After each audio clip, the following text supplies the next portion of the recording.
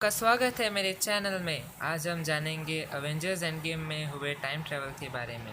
तो चलिए शुरू करते हैं हमारा वीडियो। हम सब जानते हैं कि अवेंजर्स एंड गेम में जो टाइम ट्रैवल हुआ था वो क्वांटम रैम के ज़रिए हुआ था। लेकिन ये क्वांटम रैम क्या है? अगर आपको क्वांटम रैम का एग्जैक्ट मीनिंग समझना है तो quantum realm, also called quantum scale, is a term of art in physics referring to scales where quantum mechanical effects become important when studied as an isolated system.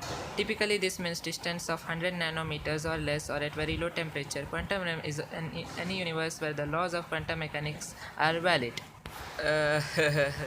अगर simple भाषा में quantum RAM का मतलब समझाना हो तो आप इसे एक ऐसी जगह समझ सकते हैं जहाँ जाने के लिए आपको बहुत बहुत छोटा होना पड़ेगा, एटम से भी छोटा होना पड़ेगा। जैसे एंटमैन मूवी में जो एंटमैन क्वांटम रैम में जाता है, मूवी के एंड में वो एटम से भी छोटा होता है, वो सीन दिखाते हैं वो लोग एटम से भी छोटा होने का। वैसे ही आपको भी एटम से भी छोटा होना पड़ेगा और यहाँ पे क्वांटम इफेक्ट्स नाम की जो चीज़ है वो ऑपरेट होती है।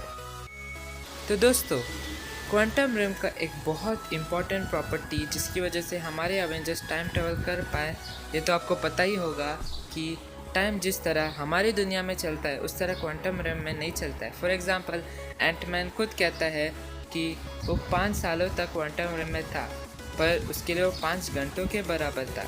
इसी टाइम डिफरेंस की वजह से हमारे अवेंजर्स एक टाइमलाइन से दूसरे टाइमलाइन तक जा सकते हैं और इसे ही वो लोग टाइम ट्रैवल कहते हैं। तो दोस्तों, क्वांटम रैम से टाइम ट्रैवल करना इतना भी आसान नहीं है।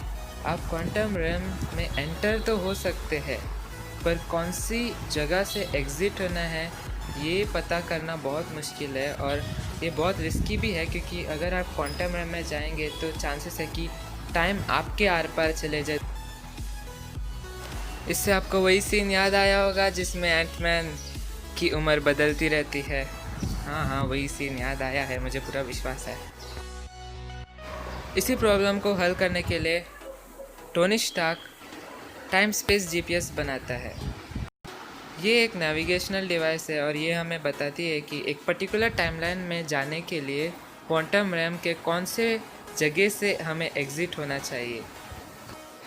वैसे टाइम ट्रैवल हमारे असली दुनिया में तो पॉसिबल नहीं है, अभी तक तो नहीं है, पता नहीं फ्यूचर में क्या हो सकता है। पर जो भी मूवी इस टाइम ट्रैवल के कॉन्सेप्ट को यूज़ करती है वो अपने ओन कंडीशंस बनाती है और अवेंजर्स एंड गेम ने भी अपने ओन कंडीशंस बनाए हैं।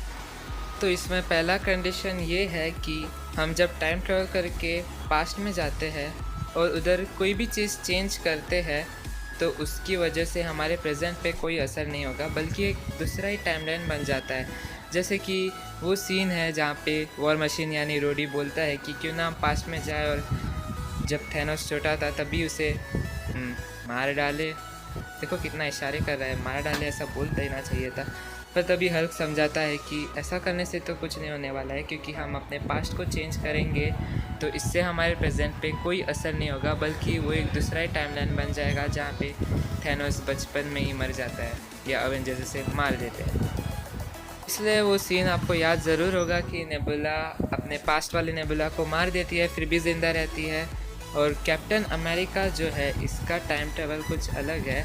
ये एक्चुअली टाइम ट्रैवल करके एक दूसरा टाइमलाइन बनाता है, उधर जीता है और फिर वापस आता है अपने ओरिजिनल टाइमलाइन में, ताकि वो शील्ड फैल्कन को दे सके और उसे नेक्स्ट कैप्टन अमेरिका बना पाए।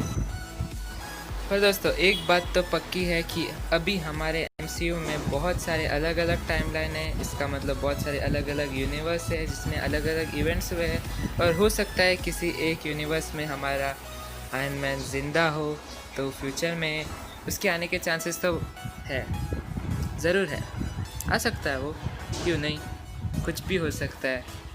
This is Marvel.